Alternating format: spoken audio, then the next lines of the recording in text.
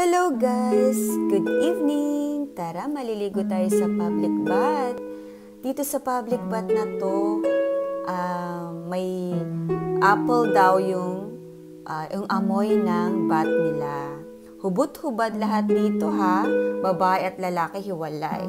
Ayan, 980 yan yung binayaran ko. Pag wala kayong dalang bath towel and face towel, pwede kayong magbayad dito at bumili. Pero syempre libre ang shampoo, conditioner at body soap. Dito sa loob na to guys, may mga massage. Magpapamasahe kayo kung gusto niyo, meron din. May facial at kung ano-ano. Sa loob niyan guys, babae at lalaki, ayan, may sauna dyan at kung ano-ano, may bath. At saka after maligo, kain na tayo dito sa restaurant nila. Meron silang kainan sa loob.